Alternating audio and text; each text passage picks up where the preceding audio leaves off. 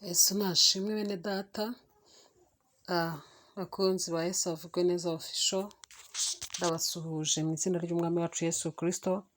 Imana ibahe umugisha kubwo kubana natwe. Tugiye gusenga Imana, hanyuma tuganire ku ijambo ry'Imana, kandi tuzakomeza kugenda tugira uyu mwanya kenshi, kuko ijambo ryarambwiye ngo noneho hamagara hari uwakumva, tuzamure kwizera. Byashoboka ko wari utakaje ibyiringiro, byashoboka ko wagize ibihe byinshi byo gusenga, ukabona ahari ibyo wasengeye biratinze ntibisubijwe, ukagira ngo Imana yarakwirengagije cyangwa yarakuretse, ariko ntabwo ari uko biri. Imana irakiranuka kandi Imana ntabwo ijya yirengagiza.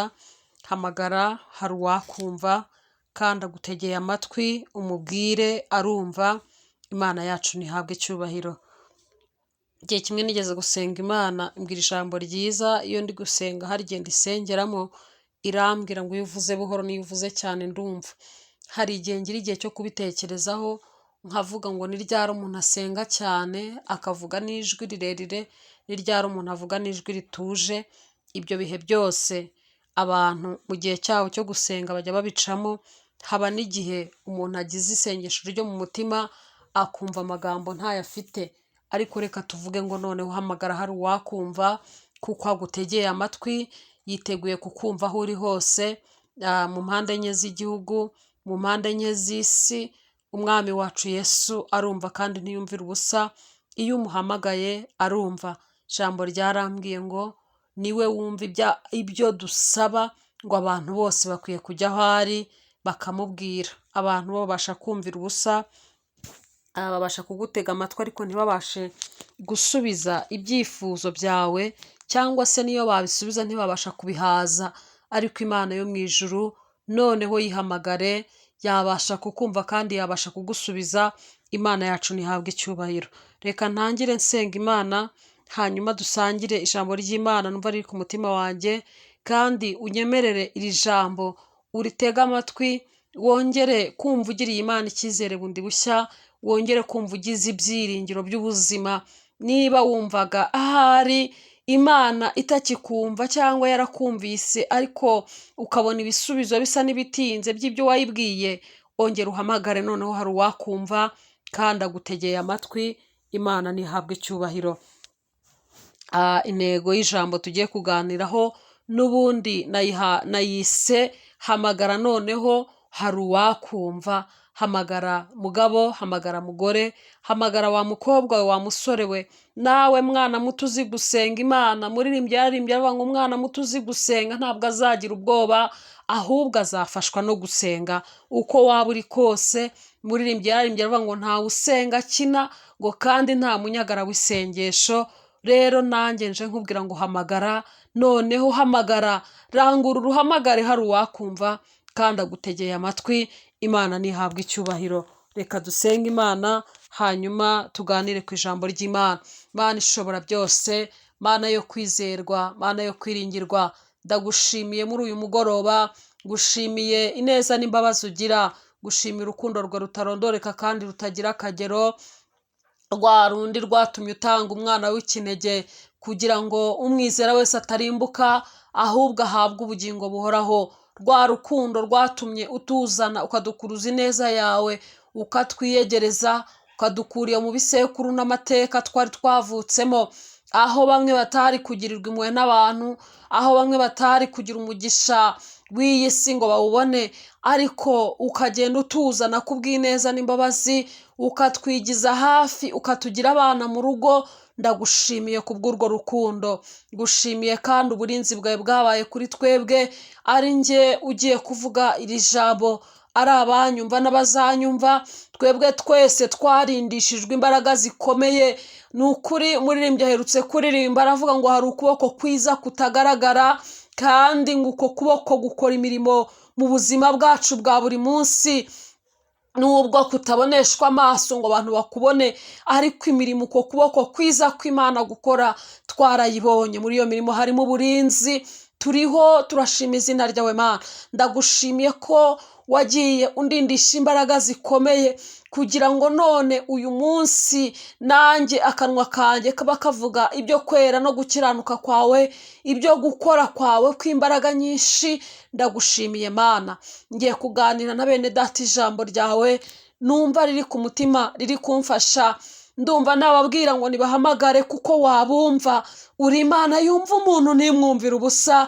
Uri Imana yumva bavuga indimi zose zo mu isi, yewe n'abadidimanga bavuga abandi bantu ntibumve ibyo bavuga, wowe ubasha kubumva. N'abatabasha kuvuga, ahari bafite ubumuga mu kuvuga, wowe urabumva ukamenya iby'imitima yabo ikennye. Uri Imana yumva ibyo abantu bayisaba. Ndagushimiye kubw'uyu mwanya uduhaye. Ni ukuri noneho turaje ngo duhamagare kuko watwumvira. Babyeyi bahamagare urumva, bakobwa bahamagare urumva, abagabo bahamagare ndetse n'abana bato bahamagare kuko Imana yacu ibasha kumva. Ndagushimiye rero, nagushimiraga uburinzi bwawe bukomeye. Ndagushimiye kandi ko umpaye n'ubu buryo kugira ngo mvuge ijambo ryawe, kugira ngo mvuge icyuzuye umutima kuko cyagirira umumaro benshi bari bihebye, bari batakaje ibyiringiro by'ubuzima, bagira ngo ahari ntucyumva cyangwa nturi hafi yabo. Ndabibutsa ko uhari kandi wumva. Unyemerere ube mu ruhande rwanjye, vuga mbwirijwe n'umwuka wera. Imana ivugire muri njye, ibwire benshi, umubare munini, abantu bongere kumva bagize ibyiringiro by'ubuzima, abantu bongere kumva bagize inkomezi mu mitima yabo. Abari batakaje ibyiringiro by'ejo babigire, abumvaga ahari uri kure yabo bumva uri bugufi bwabo, abumvaga imitima itenebutse ubongera imbaraga. Ijambo ryawe ryarambwiye ngo tubwirane zaburi n'ibihimbano by'umwuka kandi dukomezanye muri iyi nzira. Nuko rero abadakomeye bakomezwe n'ijambo ryawe kandi bongere kwiringizwa n'ibyo wavuze ko ari by'ukuri. Kuri Imana izajya ibana n'abantu bawe.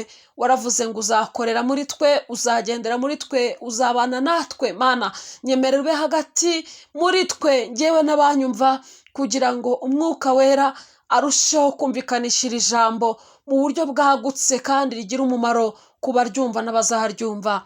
Ndagushimiye kuko uri Imana yo kubahwa. Rero nkundira tubane, abanyumva bafite ibigeragezo ni ukuri babona inkomezi, abanyumva barwaye biringizwe n'Imana ko ubuzima buhari, abanyumva bashonje biringizwe n'Imana ko kubaho ndetse no kubona ibyo gutunga imibiri yabo bishoboka, abanyumva bagira ngo ejo habo harangiye. Mana, bagira ibyiringiro ko ni ukuri ugihari kandi ubasha kubumva. Nuko turaje ngo duhamagare rero, mwuka wera abe hagati muri twebwe, kandi Imana Data ni ukuri ibe mu ruhande rwacu. Ndagushimiye kuri Imana yumva rero ijambo ryawe rigira umumaro kandi ryumvikane kuruta uko njye narivuga. Senze gutyo nizeye Imana mu izina rya Yesu Kristo, amen. Aleluya. Imana nibahe umugisha. Reka dusome ijambo ry'Imana. Navuze ngo intego numva nshaka ko twaganiraho iravuga ngo hamagara noneho hari uwakumva. Byashoboka ko wahamagaye, ugahamagara kenshi ukagira ngo nta muntu ukumvise, cyangwa se ukabona ku musozi utuyeho bakumviye ubusa, ukavuga uti ko ntabaza nkabura untabara ndakora iki? Ariko nje kukubwira ngo noneho hamagara, hari uwakumva kandi agutegeye amatwi. Imana nishimwe mu izina rya Yesu. Reka dusome ijambo ry'Imana riri mu butumwa bwiza bwa Yesu Kristo ko bwanditswe na Luka. Turasoma igice cyaho cya 18 umurongo wa mbere kugeza ku murongo w'8. Naho honyine turasoma. Imana ibe mu ruhande rwacu. Umutwe w'amagambo haranditse ngo umugani w'umucamanza n'umupfakazi wamutitirije. Murongo wa mbere, abacira umugani wo kubigisha ko bakwiriye gusenga iteka ntibarambirwe. Arababwira ati, hariho umucamanza mu mudugudu umwe utubaha Imana ntiyite ku bantu. Muri uwo mudugudu harimo umupfakazi. Aramusanga aramubwira ati, ndengera ku mwanzi wanjye. Amara iminsi atemera, ariko ahageze aribwira ati, nubwo ntubaha Imana kandi sinite ku bantu, ariko kuko uyu mupfakazi anduhije ndamurengera ngo adahoraza iminsi yose akandushya. Nuko umwami Yesu arabaza ati, ntimwumvise ibyo umucamanza ukiranirwa yavuze.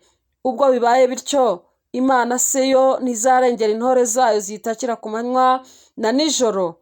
Mbese yazirangarana? Ndababwira yuko izazirengera vuba. Ariko Umwana w'umuntu naza, mbese azasanga kwizera kukiri mu isi? Icyo ni ikibazo Mwami Yesu yababajije. Reka dusoreze hanyuma tuganire ku ijambo ry'Imana. Aleluya, aleluya. Imana nihabwe icyubahiro. Nababwiye ngo iri jambo narihaye intego ivuga ngo hamagara noneho hari uwakumva. Imana ishimwe. Yesu acira abantu umugani w'umupfakazi, umugani w'umucamanza n'umupfakazi wamutitirije. Yesu yajyaga akunda kuganira n'abigishwa cyangwa se n'ahandi hantu ageze hateraniye abantu, yashaka kuganira nabo agira ngo agire ibyo ababwira, agaca imigani. Kenshi amagambo yakoreshaga yabaga arimo imigani y'ubwenge. Yari umuhanga cyane. Imana idufashe kandi tugirire neza. Abonye abantu aho bari bari, agira ngo ababwirize ibyo kuzamura kwizera kwabo, abona uburyo bwo kubibabwiramo ari ubu ngubu bwo kubacira uyu mugani.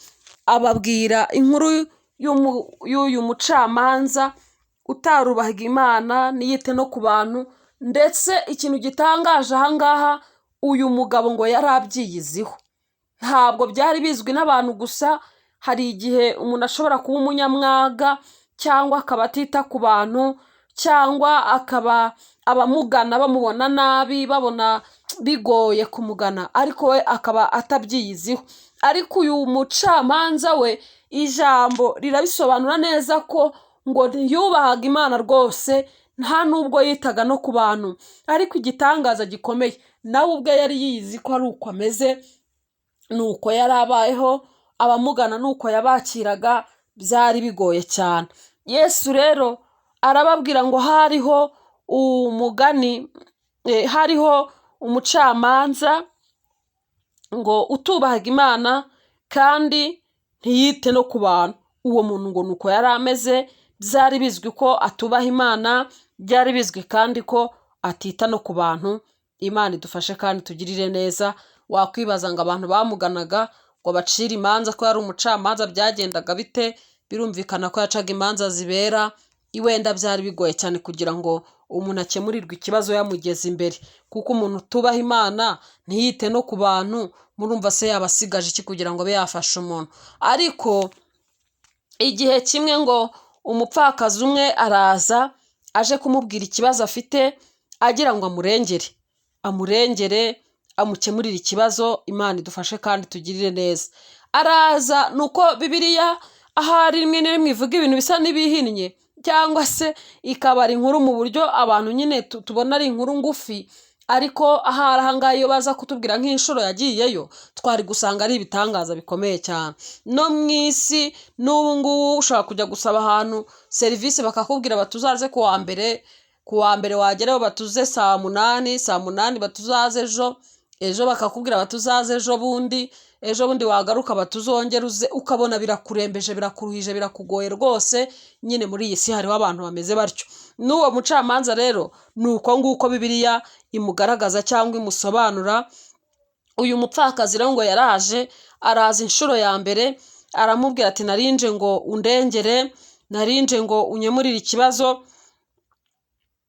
ku mwanzi wanjye yankoreye ibi, yankorera ibi, nanjye rero narinje ngo ungirire neza, untabare, unkiranure nawe unkemurire ikibazo.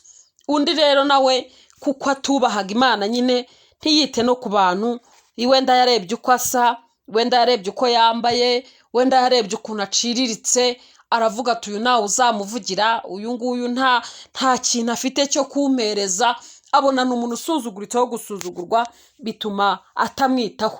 Ngo inshuro ya mbere abigira atyo, umupfakazi aragenda, ariko yumva bimwanze mu nda. Aravuga ati uko biri kose, nubwo anyirukanye, nubwo ambwiye ngo ningende, nzongera nsubireyo. Imana ishimwe.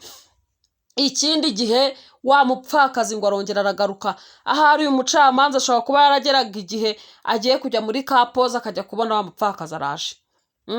yagera igihe agiye kugira icyo afata akabona wa mupfakazi aragarutse ati hoshi hoshi igenda. Ikindi gihe yabona akazi ke ari kugakora hari aho bigeze akongera akabona wa mupfakazi aragarutse ati ndengera ku mwanzi wanjye, ndengera ku mwanzi wanjye. Imana idufashe kandi tugirire neza. Nuko ngo uyu mupfakazi abigira kenshi, aleluya, abigira kenshi, ntiyarambirwa. Aravuga ati uriya muntu ntabwo yubaha Imana, barabimbwiye, uriya muntu nta muntu ajya yitaho, uriya muntu abantu bamugana babwira nabi, uriya muntu yakira abantu nabi, ariko njyewe sinzarambirwa, nabonye igisubizo kimuturutseho. Imana ishimwe. Umupfakazi rero ngo amaze kubigira kenshi, nuko wa mucamanza ngo nawe ageraho aricara yitekerezaho, ahari yari ari mu minota yo kuba atari mu kazi, aricara atekereza ati ariko se ko nagiye nirukana abantu benshi, ko nagiye nsubizayo abagabo bafite imbaraga bagasubirayo, ko nagiye nsubizayo abagore bagasubirayo, ko nagiye nsubizayo abakobwa abasore ko nabasubijeyo bakagenda bagasanga ibibazo byabo ndabiretse nyine bakarekera iyo. Ni iki gituma uyu mupfakazi agaruka hano buri munsi? Igihe kimwe ngo yitekerezaho, nuko ngo aravuga ngo nubwo ntubaha Imana, yarabyiyiziho kandi sinite ku bantu, ariko kuko uyu mupfakazi anduhije ndamurengera ngo adahora azi iminsi yose akandushya. Aleluya, Imana ishimwe. Nuko ntabwo yabigiriye kubaha Imana, ntabwo yabigiriye ko abona ikibazo ahari akwiye kugikemura, yabigiriye gusa kumera nk'aho yikuraho uwo mutwaro, uwo muzigo, icyo yabonye ari nk'ikibazo ko umuntu amuhora imbere, aravuga ati ibi bintu birakabije, uyu muntu nubwo ntubaha Imana, nubwo ntita ku bantu, nubwo nasubije abantu benshi, ariko kuko ahora aza andembeje, amereye nabi, ngiye kumurengera ku mpamvu imwe gusa, kugira ngo adahora aza akandushya. Imana idufashe kandi tugirire neza. Ngiye kubikorera iki? Murengere, mukemurire ikibazo, ejo atazagaruka agahora atuma ntatekana, ntamererwa neza. Imana idufashe kandi itugirire neza. Uyu wari umugani cyangwa Yesu yashakaga kwereka abantu icyitegererezo cy'ukuntu badakwiye kurambirwa. Ngo Mana, ngo narasenze, ngo narabikubwiye nawe urabizi, ngo none ugutabikoze ngo mbivuyemo. Ku Mana ntabwo ari uko bimeze. Ngo Mana, ngo urabizi nagiye aha, ngo nagiye mu misozi iyi, ngo none se ngo nutabikora ngo urumva ngo bizagenda gute ko nanjye ngo.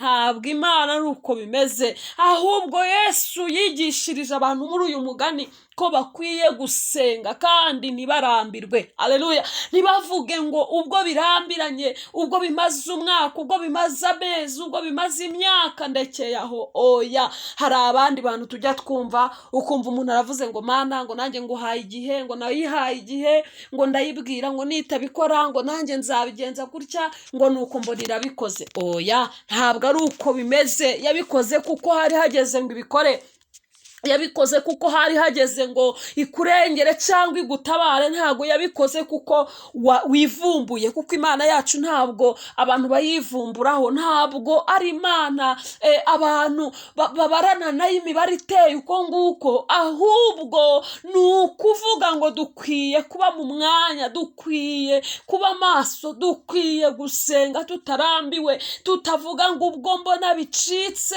ngo ndabiretse. Oya, ahubwo dukwiye kumera nk'uyu mupfakazi. Niko iki cyitegerezo cyangwa uyu mugani wabivugaga, ngo abantu bakwiye gusenga iteka ntibarambirwe. Nicyo Yesu yashakaga kwigisha. Imana ishimwe.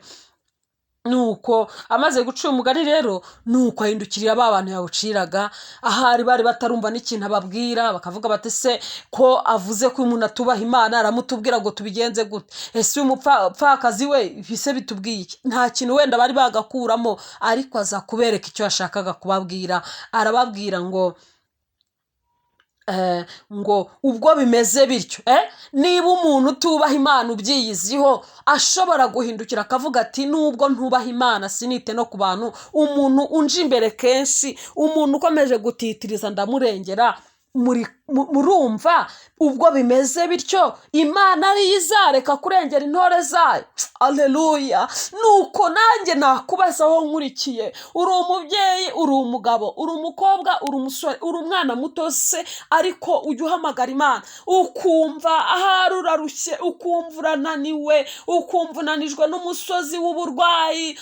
Umuririmbyi yaririmbye aravuga ngo imisozi irarumbaraye, aravuga ngo uburwayi urarushye, ubukene, ubupfubyi, ubupfakazi, ni imisozi myinshi iruhije, umusozi wo gusonza, umusozi wo gutukwa n'abantu, umusozi wo kwangwa n'umuryango ngo uraruhije. Aravuga ngo ariko Yesu naza ngo azaturuhura. Imana ishimwe. Rero ushobora kuba ubona imbere hari umusozi umeze uko, ukavuga uti ngutereye igihe ndananiwe ngiye kubivamo, ariko si uko biri. Yesu arakubaza ngo mbese ubwo bimeze bityo imana yo ntabwo izarengera intore zayo ziyitakira ku manywa na nijoro? Ni ikibazo nawe ubazwa uyu mugoroba. Ubwo bimeze bityo, ubwo uwo muntu yarengeye undi muntu, ubwo yamurengeye abyiyiziho ko atubaha imana ntiyite no ku bantu, niba bimeze bityo nk'uko mubyumvise cyangwa nk'uko mwabyumvise, imana niyo izabura kurengera intore ziyitakira ku manywa na nijoro? Aleluya. Imana ishimwe. Nuko Yesu arakomeza arababwira ati mbese, arababaza, aracyakomeza kukubaza, aracyakomeza kukubwira ngo mbese iyo ubirebye, nubwo utekereza ukabona bicitse, nubwo ubona bikomeye, ubona intore zimutakira ku manywa na nijoro, iyo ubirebye ubona yazirangarana. Aleluya. Ubona yazirangarana. Nuko ushyireho nawe igisubizo. Ariko Yesu yakomeje ababwira ngo ndababwira yuko izazirengera vuba.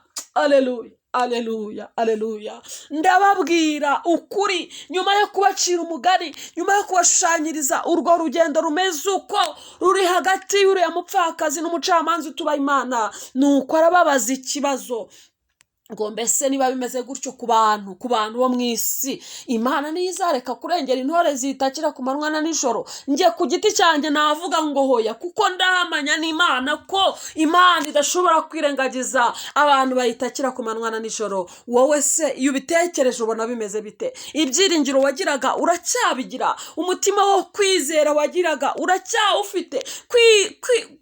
Kubwira abandi impamvu z'ibyiringiro byawe, ese urabikomeje cyangwa nawe ubonetse mu mubare w'abantu bacitse intege? Yobu, inshuti ze zigeze kumusura ari mu kigeragezo, nuko zisanga nawe yatewe n'umwuka wo kwiheba, zimubaza ikibazo gikomeye ngo mbese nawe ngo ubaye umunyantege nke nkatwe, ngo none se ngo bikugezeho urihebye ko wahumurizaga abandi ngo bigenze bite? Nyine aho nawe uhita utsindwa. Ariko nanjye ndakubaza uyu mugoroba, wowe iyo ubirebye nubwo uri mu kigeragezo, wowe iyo ubirebye nubwo hari ibyo ucamo ukabona birakomeye, ubona niba mu isi umuntu utubaha imana ntiyite no ku bantu akaba abyiyiziho, umuntu ashobora kumuzaho inshuro nyinshi akamwikuraho ngo ataguma kumurushya, ubona imana ariyo izirengagiza intore zayo ziyitakira ku manywa na nijoro? Oya, ntabwo izazirangarana rwose. Imana ishimwe. Nuko Yesu avuga ijambo ryiza ry'ihumure, ngira ngo nkubwire ngo ndababwira ukuri yuko izazirengera kandi vuba. Amina, amina. Imana izarengera intore zayo kandi vuba, ntabwo ari kera. Imana ishimwe. Imana izarengera abantu bayitakira ku manywa na nijoro, kandi izabarengera vuba, kandi izabasubiza vuba, kandi izabasubiza bataguye isari. Imana ishimwe, Imana ishimwe. Aleluya, aleluya. Nuko Yesu akomeza ariko kubabaza ikindi kibazo gikomeye hano. Arabaza ngo umwana w'umuntu naza mbese azasanga kwizera kukiri mu isi? Nanjye ndagira ngo nkubaze, mbese ubu Yesu agarutse yasanga ugifite kwizera? Ese ubu nubwo yaza wenda akagusura mu nzozi mukaganira mu buryo bumwe cyangwa ubundi, Imana ivugana n'abantu bayo, urumva kwizera umutima wawe ukigutunze? Kwizera uracyagutunze? Kwizera uracyagufite?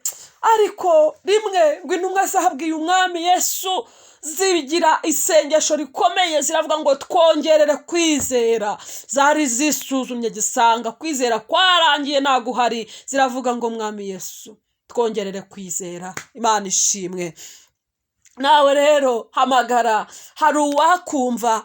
Byashoboka ko wahamagaye ku wa mbere, ku wa kabiri ugahamagara, ku wa gatatu ugahamagara, ku wa kane ugahamagara, ukumva urarushye, ukavuga uti ndabyihoreye, byose ni kimwe, ndabiretse, byose ni kimwe. Oya, ntabwo ariko biri. Imana irakiranuka. Imana niyo gusa yumva ibyo isabwa n'abana b'abantu. Imana ishimwe. Kandi Imana ntabwo izakumva kuko wikebaguye, ntabwo izakumva ko wavuze cyane.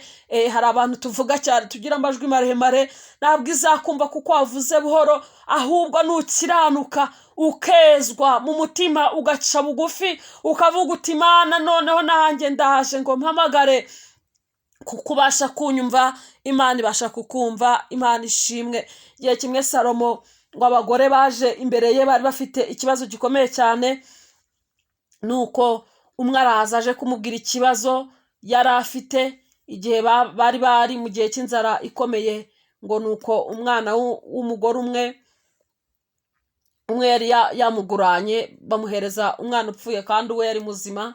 Icyo gihe nuko Salomo yitegereza uwo mugore wari uje kumubwira ikibazo, aramubwira ati se Imana nitakurengera, ibyo kukurengeza njyewe ndabikurahe? Imana ishimwe. Rero byashoboka ko watakiye abantu ukagira ngo ahari barakwirengagije, cyangwa se ahari bakwimye amatwi. Byanashoboka ko wabibonye rwose ko bakwirengagije, ariko nuko Imana yari itarakingura urugi, nuko Imana ahari igihe cyawe cyo kugusubiza cyari kitaragera. Kuko igihe cy'Imana cyageze, n'ibitumva birumva, n'ibipfa amatwi birumva, kugira ngo Imana ikore umurimo wayo nk'uko igomba kuwukora. Imana ishimwe. Igihe kimwe muzi uburyo Abisirayeli barimo bambuka inyanja itukura, ijambo ryarambwiye mu Kuva ibice 14 ngo Imana yitegereje ngo Abanyegiputa kureba gusa uburyo bwayirebamo, ngo nuko amagare yabo bacikamo igikuba, amagare inziga zivaho, kugira ngo Imana nyine ikore icyo yari yagambiriye. Imana ishimwe. Rero hamagara, hari uwakumva, kandi nakumva ntabwo akumvira ubusa. Niyo umuntu yakumvira ubusa cyangwa akakumva ariko ntashobore guhaza uko kwifuza k'umutima wawe kuri, Imana yo irahari ngo igutege amatwi. Hamagara, hari uwakumva. Hamagara wa mubyeyi we, ongera wegera Imana, wicika intege, winanirwa ngo wumve ucogoye. Umuririmbyi aravuga ngo nunanirwa mu rugendo inzira imaze kuramba, ngo no mu makuba y'isi ngo Imana izakuruhura. Imana ishimwe. Undi nawe araririmba aravuga ngo inzira itagaragara hakaba mu kabwibwi, ngo hajya humvikana ijwi ryiza rya Yesu avuga ngo ndi kumwe nawe, ngo nawe rero jya umuhanga amaso. Hamagara, hari uwakumva. Hamagara ari mu gitondo, hamagara ari ku manywa, hamagara ari nijoro, hamagara ari mu gicuku, hamagara ari ni munsi. Hari uwakumva muri ayo makuba ufite, muri ibyo bibazo ufite, muri ibyo byifuzo ufite, muri ibyo bikugoye. Hari uwakumva kandi agutegeye amatwi. Imana ishimwe. Numvaga iri jambo riri ku mutima wanjye, kandi ndabibutsa ko Imana izarengera intore zayo kandi izazirengera vuba. Kandi birakwiye ko kwizera kwawe niba gushize wongera ukabwira Yesu ngo nyongerera kwizera. Imana ihabwa icyubahiro. Reka dusenge Imana. Wowe ubuze ibyiringiro wongera ubisabe. Wumvise iri jambo ucogoye, wongera ubwire Yesu ngo nyongerera kwizera. Ndagushimiye Mana kubwira ijambo. Reka iri jambo ryumvikane cyane kuruta uko njye narivuga, ahubwo Umwuka Wera asanga imitima y'abazaryumva, kandi abantu bahumurizwa kubwo kukwegera. Senze gutyo nizeye Imana mu izina rya Yesu Kristo. Amen. Imana ibahe umugisha. Abantu babana natwe umunsi ku wundi, tubasabiye umugisha. Intego yacu nuko Mwami Yesu Kristo yamamara. Ibyo yadukoreye nitubiceceke, nitubigire ibanga. Nkuko umuririmbyi yabiririmbye ngo hari ibyiza nabonye ntashobora kugira ibanga. Iyo umuntu agiye guhaha mu isoko ryiza, akabonayo umwambaro akabona ni mwiza, araza akawamamaza, abantu bakawukunda, abantu bakawushima, nabo bakajya kugurirayo. Niba rero warageze kwa Yesu ukahabona ibyiza, ibyo byiza wibiceceka, kandi nubwo waba utazi gushyomoka, n'umuhanga, ntubiryoza mu kuvuga, hamya gusa ko wamenye ko Yesu ababarira. Nuko uze nawe umfashe tumuvuge neza, tuvuge ibigwi bye, duhumurize imitima yihebye, tubwire abantu kwera no gukiranuka kw'Imana, tubwire abantu ko Yesu ariho kandi ko abasha kubaruhura. Nitegereje mu isi nsanga mu bakomeye bariho, abahari, abo nzi n'abo ntazi, nta muntu wabasha kuruhura abantu bose, nta muntu wabasha kubakiza ibibaruhije n'ibibagoye, ariko Yesu yarahamagaye mu ijwi rirenga, aravuga ngo muze abarushye mwese n'abaremerewe munsange ndabaruhura, kuko ndi umugwaneza. Imana ishimwe. Rero wowe urushye, wowe ugowe, wowe ubabaye, wowe wihebye, wowe ubuze uwo wabwira, hamagara hari uwakumva, kandi umfashe twamamaze Yesu, tumuvuge neza uko biri kose, tugihumeka ntakabura amashimwe, duhari njyewe nawe. Hanyuma dusangize abandi ubutumwa bwiza, tubagezaho inkuru nziza y'umwami Yesu, kandi umunsi ku wundi turusheho kwamamaza neza inkuru nziza y'agakiza ke. Imana rero nibahereze umugisha kubwo kubana natwe. Utarakora subscribe wayikora, kandi uko urebye ikiganiro ukajya wibuka no kugisangiza abandi, kugira ngo nabo bumve ijambo ry'Imana. Inkuru zivugwa mu isi ni nyinshi kandi zirakunzwe rwose, ariko tudafite Yesu nta buzima, tudafite Imana nta buzima, tudafite Imana mu buzima nta mahoro twaba dufite. Niyo mpamvu rero mu nkuru zose zivugwa, nawe akanwa kawe nikaba ari inkuru nziza ya Yesu, nanjye akanwa kanjye nikaba ari inkuru nziza ya Yesu, inkuru zitagira umumaro ndetse n'izitavuga iby'umumaro tuzizibukire. Imana ibahe umugisha abana natwe umunsi ku wundi, mu izina rya Yesu Kristo, amen. Nawe utaha.